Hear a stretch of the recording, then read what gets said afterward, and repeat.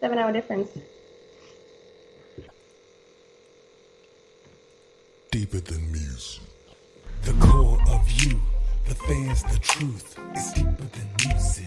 Deeper than music. Simply the truth is the latest, the new is. It's deeper than music. Deeper than music. The core of you, the fans, the truth. It's deeper than music. Deeper than music. Simply the truth is the latest, the new is. It's deeper than music.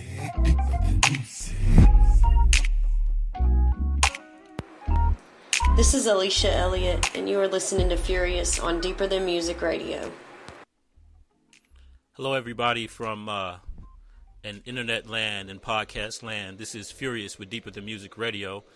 Deeper Than Music Radio, behind every great song, there's an even greater story. Today we have a very special guest all the way across the pond in Norway. We have Hanne Leland here with us on Deeper Than Music Radio. How you doing today? I'm good. How are you? I'm doing pretty good. I'm pretty sure it's going to be a lot cooler there than here. Today we're expecting it to be in the triple digits, so we're already in the hot dog days of the summer. So how's everything in Norway? How's the weather and everything like that? It's really nice today. It's like about 20 degrees, so it's pretty good. It's not like too cold and not too hot, so it's pretty nice today, yeah. Oh, that's good. That's good. So, Hanne Leland, I see that you're an electro-pop artist and you used to do country as well. For the ladies and gentlemen that are here in the United States or somewhere far beyond, the internet goes everywhere, how would you describe your sound? Who is Hanne Leland and how do you describe your sound? Well, yeah, I used to do more of the pop country stuff. I was in Nashville for a long time. So I released an album in the country, like pop country genre. And then I started working a lot more in Sweden. And, Sweden is known for pop music. So I was really influenced by that. And I just started getting more into like pop and electro-pop. And it just kind of came natural. So now I'm doing, I would say, electro indie pop, that's my sound, I would say, and I write a lot of songs about myself and my personal experiences, so it's really, really autobiographical. Yeah. So it's like a merge of so I guess the countryside was more of the United States influence, and then the electro pop is more of the Scandinavian norm. Then. Yeah, I would say so. Yeah. Okay, and I also see that you play guitar and you also play piano. When did you know that you wanted to become an artist or a singer? I don't really remember when I knew. I just feel like I've always known. I grew up like singing. That was what I started doing when I was really young, and I started writing songs when I was, I think, like 7 or 8. So I don't really remember when I decided that I wanted to like be an artist. I just remember always doing music. Oh, okay. Yeah. So did you come from a musical family? Like, how did you learn piano and guitar? Was it self-taught or? Some of it was self-taught, yeah. I started doing piano lessons when I was 9, and I started with guitar lessons when I was like 13. And I did that for a couple of years, and then I started like just teaching myself how to play my own songs and stuff. So I wouldn't say I'm not a great guitar and piano player, but I know like enough so I can kind of like work on my own songs and like write songs on the piano or the guitar. Oh, okay, that's pretty impressive. And what inspired you to make music? Was it like for me, I was a huge Michael Jackson fan. I saw Michael Jackson, like, oh man, I want to learn how to break dance. And like, what inspired you to want to create your own music and sing? I think the song that kind of introduced me like to music like for the first time was I remember listening to Tony Braxton's "Unbreak My Heart," and wow. I love that song. And I think I was like only 6 years old or something, and I heard that song and I just connected to it, and I was like, oh, so that's what it's like to like have your heart broken. And I was like so young that I couldn't like really understand the feeling, and I hadn't been through anything like that. Yeah. But I just remember connecting with the song, and I just thought, I want to do that too. I want to write songs like that. I want to like speak through music. And I think that song just made the difference for me. Yeah, and that's a very powerful song. And it's funny that you say that. The first time I actually heard that song was I was actually in boot camp. I used to be in the Navy, and I was in boot camp, and that song came on in the cafeteria somewhere, and I heard it, and I was like, wow. And listening to the lyrics, I'm like, this is a very, very powerful but sad song. Yeah, absolutely. It's so powerful, and I still love it to this day. Yeah. So what we'll do now is I got Carry On, one of your songs queued up. Do you want to give us a little background story on Carry On? Yeah. I wrote Carry On sometime last year, and I recorded it in LA with my producer, Brian West. And I wrote the song like right after a terror attack in London, and I was there, not at the scene, but I was in London, and I just remember like thinking like, oh gosh, this could happen like to me or someone I love. And that was kind of what inspired the song, and just like realizing that there's so much bad stuff going on in the world, but that we still need to like carry on and go on with our lives and stay positive. Wow, so that's a very great message behind the song. So we'll go ahead and cue Hanne Leland, Carry On, here on Deeper Than Music Radio.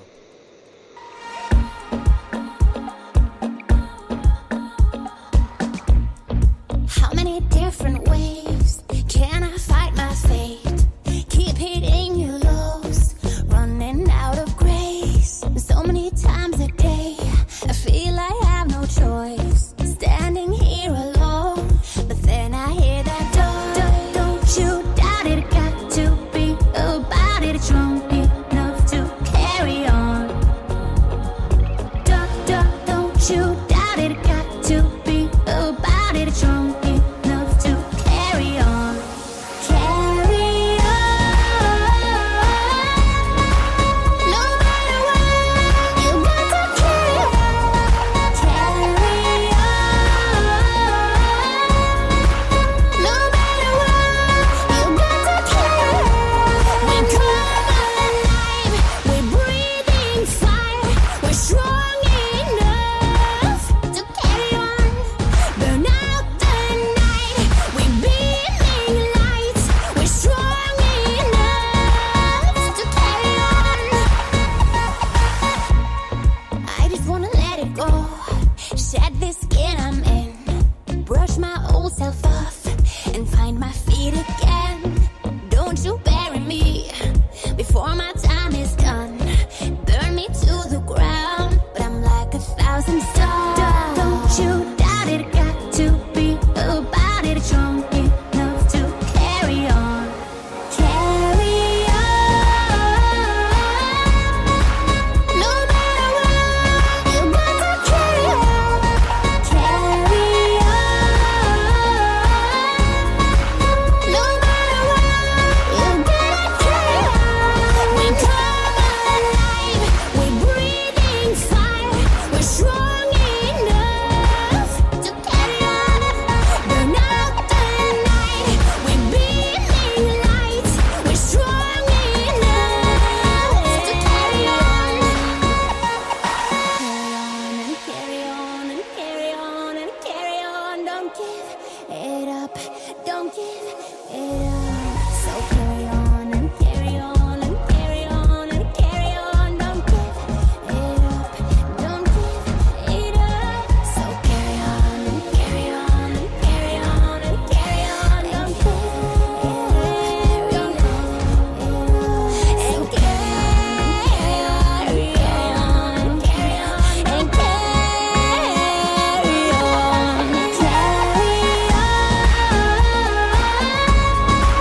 No matter what, you got to carry on.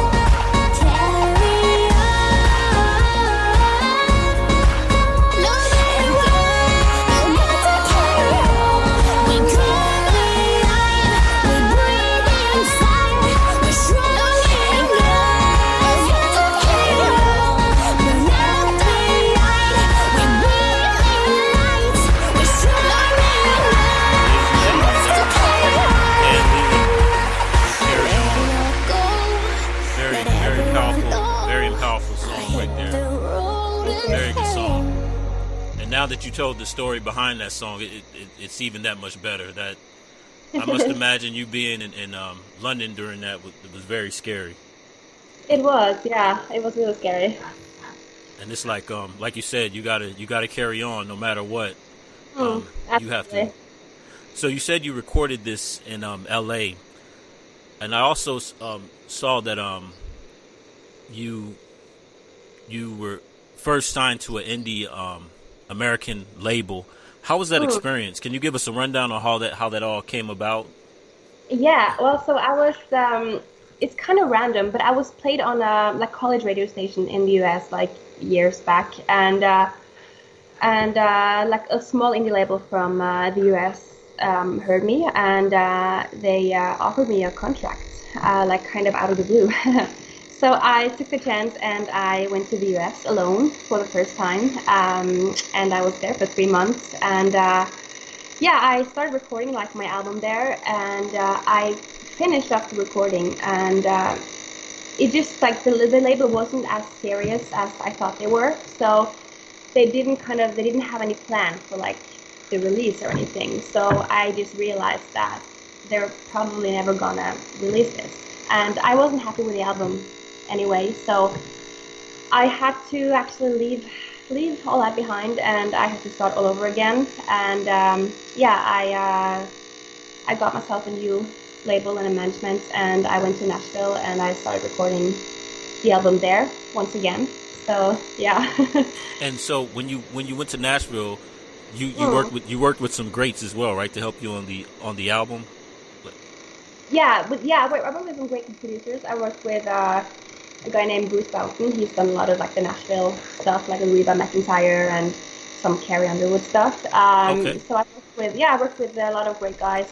Taylor Swift's drummer among them, and so that was a really cool experience. Like just walking into the studio with them, and they had heard the song like one time, and all the musicians just walked into the studio and played it. Like they just knew how to play it, like after hearing it one time. Wow. So that was really fascinating. Yeah, it was such a cool experience. So we just listened to Carry On, which is an outstanding song. Could you give us a rundown of your body of work? Like, what have you done thus far, in the beginning to now? Yeah, I've released one full album. That was like a country pop album that I recorded in Nashville. And after that, I've only released singles, actually, because as you know, like the album is kind of going away. It's a bit sad, but that's how it is. And streaming is the big thing. So I've just been focusing on releasing one song at a time. So I think I've released like probably, I don't know, maybe 10 singles. Okay. And I'm glad you said that. Because a lot of people, like for example, Kanye West is doing 7-song albums. Pusha T with 7 songs. Nas's new album is 7 songs. And unfortunately, because of streaming services, albums aren't the same anymore. Like you said, it's a singles game. And correct me if I'm wrong, isn't Spotify Scandinavian, or did it start out that way? It's Swedish. Okay, that's what I thought. Yeah. So companies like that are changing the game, and that's a very smart approach. So what we'll do now is I have "Hungover You" queued up. Yeah. Can you give us a rundown on that song? Absolutely. Yeah, I wrote "Hungover You," I think it's a couple of years ago. And I remember I had a phone call with my ex, and and he dumped me like years ago, and and he's been like trying to get me back, like, well, he did before, like for a couple of years. And I remember like just I was so over him. I was so over all of that. So I was kind of tired of it, and he like kept trying to get me back, and I was like, no, I'm done. I'm over it. So yeah, it's about that. So the song is like, look, you had me once, I'm gone, I'm done, I'm through with it. Absolutely, yeah. Okay, so here we go on Deeper Than Music Radio with Hanne Leland, "Hungover You."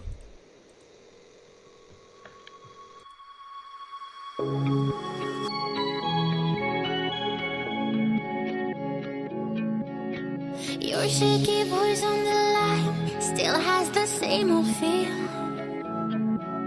Said I was the hero of your life. I have to say I agree. I love the nostalgia, and no, it ain't real. You're like a poison that gets into me. I know I don't really miss you. I miss the memories. I'm deluded by my only fantasy. Got me questioning my sanity. I'm intoxicated, you know I'm a lush. So you keep on pouring me that same old love. But I know I don't really miss you. I miss what we had before. I'm hung over you.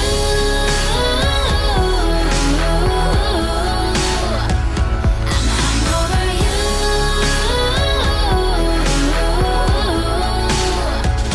I'm close to your love. I'm sobering up. I can't take the highs when the lows are this low. I'm hung over you.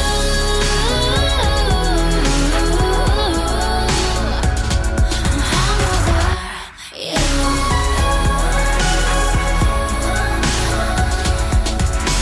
Making me sick to my stomach. You're bad right to the core. You wanna bring up our past, soften me up. You're getting me weak, weak to the bones. Trying so hard to give me second thoughts. But I've had more than I should. I poured out every drop. I'm hung over you.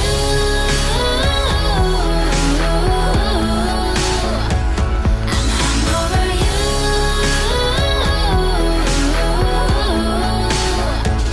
I'm close to your love. I'm sobering up. I can't take the highs when the lows are this low. I'm hung over you. I'm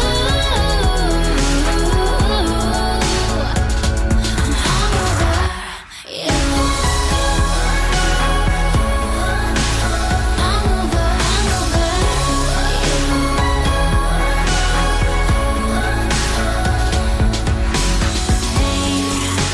You wanna make amends? Come back and break my bed. I know in my heart you won't change.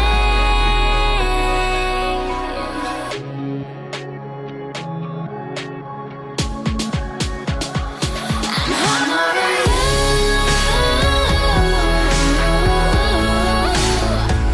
I'm hung over you. I'm close to your love. I'm sobering up. I can't take the highs when the lows are this low. I'm hung over you.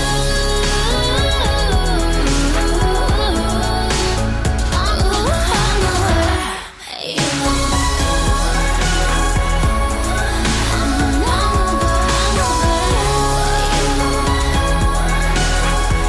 Ladies and gentlemen, hung over you, Hanne Leland, here on Deeper Than Music Radio. That's a powerful song. I love the lyrics too. Thank you. So this one, you did all the songwriting? Yeah, I did. I wrote the lyrics at home, and then I recorded it in London with 2 producers. Wow, yeah, it's very, very powerful, very, very descriptive. Like it, Thank you. strong lyrics. Thanks. So I also see that you got the tour with All Saints. Yeah. How was that experience? Oh, that was incredible. I mean, I grew up listening to All Saints. They were like my childhood heroes. And when I got the chance to go on tour with them, I was a little starstruck at first, but they were like super nice and down to earth and like really supportive. So, and it was really cool. Like we played in front of like 5,000 people each night. So it was a really good experience. Wow. So what areas or what parts of the world did you guys tour in? Was it like Canada, Europe? Actually, it was only UK, so it was England and Scotland. Oh, okay. So yeah, it was pretty easy getting around. We were just like, it was like the cities are so close to each other. So it's like from like Manchester to London is only like a couple hours. So it was, yeah, easy. So, and we talked about this earlier prior to the show. I have friends from Norway, and then also from Copenhagen, Denmark, and then also from Sweden. I've only been to Copenhagen, but the Scandinavians seem so laid back, like very laid back. And one thing that struck me was in Copenhagen, everybody has a bike. Compared to LA, everybody has a car. How was the experience going from Norway to Los Angeles? Like, what were your biggest challenges? What did you think your first day? How was the adjustment? I think like the biggest challenge for me, like especially the first time I went to the US, like just the US in general, is that people are so like polite and nice, and I think Norwegians are polite as well, but probably not as polite as the Americans. So that was the thing I had to learn, like kind of getting used to, like, you know, like giving people compliments and like, you know, excusing yourself and saying thank you and all of that. I think Norwegian does that as well, but probably not as much, because we're a little bit like, I think the Norwegians are a little bit colder, if you know what I mean. Yeah. As people, not as polite. So that was like the biggest challenge for me, I think, with the US, like just learning how to be more like Americans, you know what I mean? Yeah. But and with LA, I think just the heat was a big challenge for me. Oh yeah. Yeah, well, I'm not used to it, so that was maybe the biggest challenge. And also like the fact that like the distances are so huge, like you can't really, it's hard to get around without a car, and I wouldn't drive in LA because I'm scared of driving. So LA traffic is ridiculous. Yeah, it's yeah, you went from one extreme to another. I mean, New York is like that, but it's more condensed. But LA is.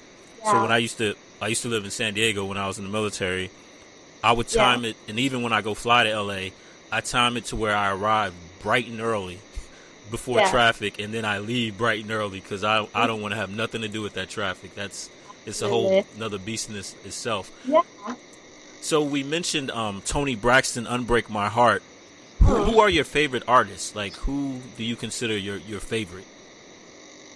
I think I gotta say I'm definitely a Swiftie. I think Taylor Swift is an amazing songwriter, and I've always been fascinated by like her way of communicating through music. Like her lyrics are so clever.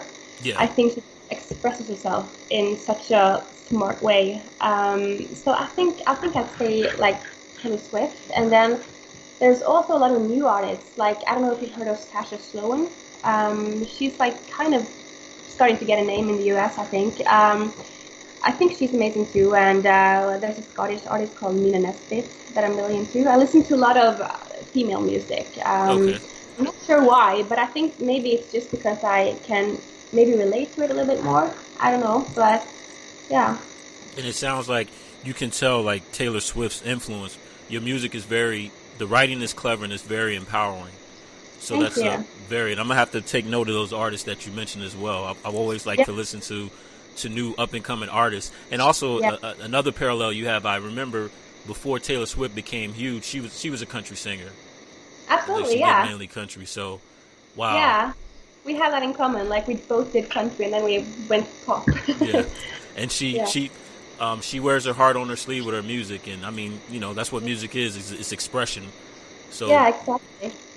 So, what would be your dream collaboration? Like, who would you want to work with as far as songwriter-wise, artist-wise, producer-wise? What would be that dream collaboration? So many. I think producer-wise, I think like the king of the world of production is Max Martin. I think he's incredible. Like, he's done everything. So that would be a dream. And like songwriting-wise, I think Sia is brilliant. I think she writes like really great proper pop songs. Yeah. So that would be amazing. And obviously Taylor. And an artist. I think maybe I think Sean Paul is pretty cool. Oh, Sean Paul? Yeah, I just like him so much. I think he's got such a cool accent when he sings. Yeah. And I also like a lot of rap artists like Eminem. I think Drake is good. Yeah, I think there's a lot of artists I would work with. Yeah. Yeah, and I know the people that you like. They're very good at emoting their music, and very, very lyrical. Like Eminem is very. I mean, that guy puts words together like oranges and syringes. Like, wow, you know. Yeah, and then and then Drake, he not only is he a rapper, he's a singer. And he has a lot of good pop songs, too. A lot of good pop, hip-hop songs. So I like that you have diversity, and all these people are real good singer-songwriters. and they emote their feelings. Yeah. Like Eminem. Yeah, I can. The list goes on with all his songs about just how he feels. Yeah. Like even like the old stuff and the new stuff, I think just everything is just, yeah, he's just really great.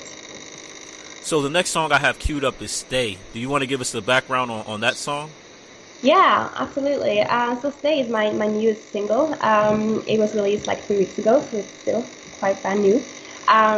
"Stay" it's kind of it's really emotional. Like really, probably the saddest song I've ever written.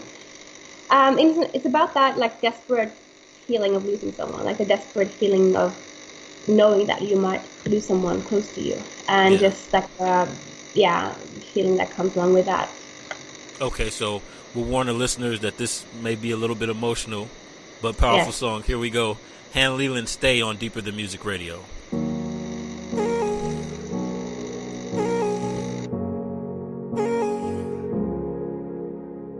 You were born a fighter. I was always fragile. And there's so much in this world I don't understand. I know you are stronger.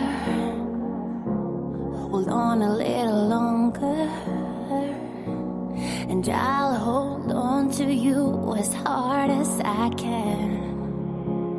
I just want you to stay. Stay, stay. I just want you to stay. Stay, stay. I just want you to stay. I know the water's wild, pulls you under like a riptide, and I'm always holding my breath for you. 'Cause you're sharing my bloodline. You're the constant in my life. So I will be right here. I'll see you through. I just want you to stay. Stay. Stay. I just want you to stay. Stay. Stay. So I fall to the ground. Oh, you're not leaving me now. No, I scream to the sky. Hear me when I pray. Oh, I just want you to stay. I'll beg the angels to leave your side. Demand them back into the high. 'Cause I need you more. I need you more. Stay, stay, stay. I just want you to stay. Stay, stay. So I fall to the ground. Oh, you're not leaving me now. No, I scream to the sky. Hear me when I pray. I just want you to stay. Stay, stay. I just want you to stay. Stay, stay. I just want you to stay. Ladies and gentlemen, "Stay," Hanne Leland. Another great song. Like you're very visual writer. I mean, very good at emoting how you feel. Like it makes sense that I also read that one of your songs was like highly featured on BuzzFeed. It makes sense. Like these songs I could picture in shows and movies. Oh, thanks. Like that one kind of reminds me of Armageddon. You know, the movie Armageddon, when they're about to leave and the moon, go fight the moon or whatever. I mean, yeah. The I'm sorry, blow up the comet or whatever. I could see that, like one of those songs like that. Like I I can't even remember the group of the names. The group that sung that song, the big song off of Armageddon. Aerosmith. Aerosmith. There we go. Yeah, Yeah. it's one of I those love power ballads. Oh, thank you. So you mentioned that this just came out 3 weeks ago. Yeah, that's right. Okay, and is this part of, because I know your current project, you also Carry On is pretty new as well, correct? Yeah, that was released in February. Okay, and so these are all singles and not an album coming out. Just Yeah, well, they're singles for now. I'm kind of want to put together an EP, but I'm not sure, quite sure when. So probably sometime next year. So Okay. they might be a part of that, and they might just stay singles. yeah, and I mean, like you said, we talked about this with Spotify's and Apple Music. It makes more sense to just do singles rather than an album is hard to digest now. And Yeah, and I think for the big artists like the Taylor Swift and the huge Beyonce and stuff, I think it works for them because they're so massive already. But for newer artists, I think singles is probably sometimes the best choice, I guess. yeah, so how do you feel about streaming services like Spotify, Tidal, Apple Music? Do you feel that they help you as an artist, or does it have the good and the bad, or they're good and bad, or? I think they're really helpful. I love Spotify and Apple Music. I think it's amazing that with the Spotify, everyone has a chance. You can be a nobody, you can be an indie artist or an artist with no label and release a song, and you get a fair chance. Everyone can hear your song. It's worldwide instantly. You don't need a huge marketing budget to get it out there. So I think with the streaming services, changed everything for the better, I think. Yeah. And how do you feel about social media and being an artist? For example, we mentioned them before, every now and then Kanye will go on his Twitter raid, do you feel that it also helps an artist, and also is it, good and bad, or is it all the way good, or is it all the way bad? How do you feel about social media and being an independent artist? Yeah, well, I kind of have a love-hate relationship to social media. I don't think it's Instagram and stuff. I don't think it's great for your mental health, in the long run, if you're using it too much. But I think it's really helpful, to get your name and music out there. So it's really important. I need to be on Instagram, I need to be on Twitter, I need to be on Facebook, and it helps me, getting my music and my name and all of that out there. So I'm really glad it exists. But it's also kind of it's a little bit of a burden, I guess, because you always feel like you need to put out great content, and you need to be available and all of that. And you compare yourself a lot to other people and stuff. So I guess it's both good and bad. Yeah, so you got to have a responsibility. And you're very right. Today I just had to unfollow some people because I'm I'm getting all their news feeds, and this is too much. And then at night I have to put the phone down, go to sleep. Yeah. And you're right, because it can affect. I like how you say it can affect your mental health. There are people that we know that they live their life vicariously through social media. It's get off the phone, do something. Here, I don't know if it's like this in Scandinavia, but in the United States, I kind of laugh because if you go to a family dinner, everybody's on the phone, nobody's talking. I know. That's the same thing here. So you bring up a good point, and you're right too. You have to, because of that, you're easily accessible, and you have to have content. But too much, it has to be meaningful content. I'm very protective of my privacy, and not sharing everything is not always good. So exactly, yeah, it's good to keep something to yourself. Okay, so now we're gonna go into your last song here. Could you give us? It's called "You Don't Own Me," and what's the rundown on this song? So "You Don't Own Me," I would say that's my empowering, empower track, my girl power song. Okay. Yeah, it's about not letting anything or anyone control you.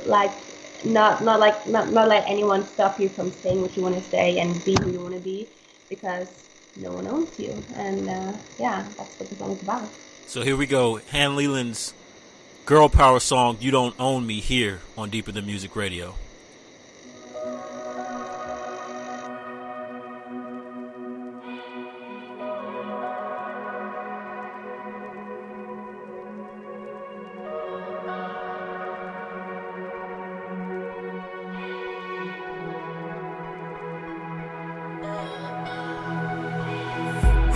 The city lights just got me home, stitching up my wounds. Yeah, as I go, I'm fighting,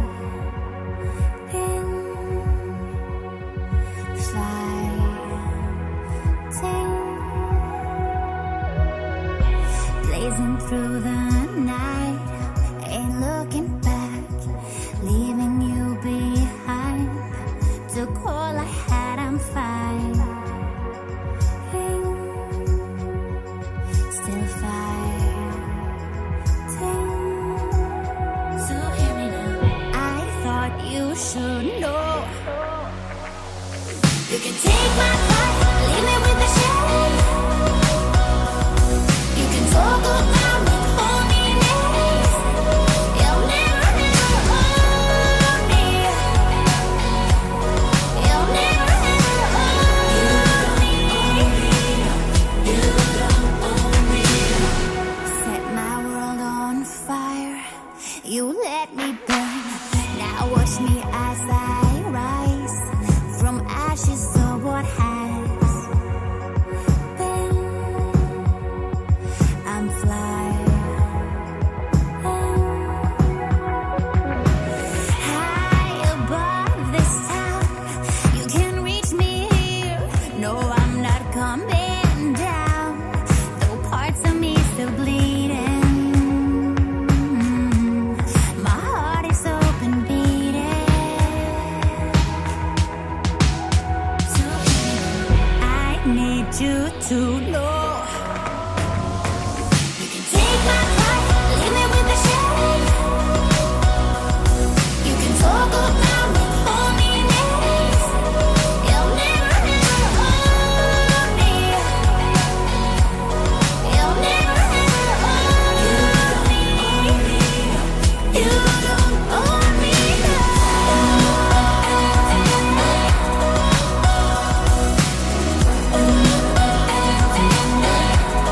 You'll never, never own me. You'll never, never own me. You don't own me. Still breathing, hey. I'm still breathing, hey. Still breathing, hey. Still breathing, still breathing. You can take my heart, leave me with the shame. You can talk about me, hold me next.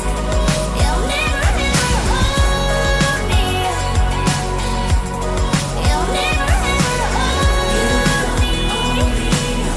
You don't own me. You can take my heart, leave me with the shame. You can talk about me, hold me next. You'll never, never own me. You'll never, never own me. You don't own me. Hanne Leland, You Don't Own Me. Girl power right there. Another great track, another good track. Thank you. Very powerful song. Your music is very, very empowering. It's very empowering. I have an 11-year-old daughter, and I'm like, this is good music for her to listen to. Oh, that's 'Cause, amazing. a lot of unfortunately, a lot of music. I believe you are what you take in, garbage out. This music is refreshing, very good. Thanks. And I like to say thank you for making good music from the heart, and music for women and little girls to look up to and aspire to. Thank you. That means a lot. So, got a question for you. You're heavily involved in music. Music is your life. But what does music mean to you? What does it mean to Hanne Leland? I think music is like such a big part of my identity that I'm not sure like who I would be without it. So it means everything. Like I can't imagine a life without music, and music is my way of communicating. So I think if I couldn't write music, I think my life would be really different. And music is really therapeutic to me. I feel like every time I go through something, and whether it's good or bad, I can write about it, and that's my greatest comfort. Like always, like okay, I had a bad day and this happened, but I can write about it, so it's okay. So that's how I feel about music. It's it's just really therapeutic, and means everything. So I imagine you have like a journal that you journal your life, and then the journal entries end up becoming songs. That's true. Yeah, that's right. I have written my journal since I was 9, so I have my whole life documented, basically. So that's pretty fun. That's pretty awesome. And yeah. Where can artists? I mean, where can people that listen to this show and like, man, I really want to hear more of Hanne Leland. Where can we find you on the internet? Where can we find your music and information about you? Well, you can find me on any social media, and my name is spelled a little strange. It's Hanne. So it's that, and so it's Hanne Leland. And I'm on Spotify, Apple Music, everywhere. I'm on YouTube. So anywhere online. If you just Google my name, find it. So your name is so unique. All you got to do is Google your name, and yeah. Okay. I think there's only one of me in the world, actually. Oh, that's a good thing. It's easy. And what do you want? Like at the end of the day, what do you want people to remember you by? What do you want your musical legacy to be? Oh, that's a big question. I think I want to be remembered for bringing comfort, I think, and inspire people, like to be themselves and to like fight for their dreams and do what they want to do with their lives and be nice while doing it, I guess. Awesome. So we're going to close out the show. Again, thank you, Hanne Leland, and I sense big things for you. I mean, your music is very, very good, very empowering, and it's right in the lane of the people that we mentioned, the Taylor Swifts, the Tony Braxtons, and we'll definitely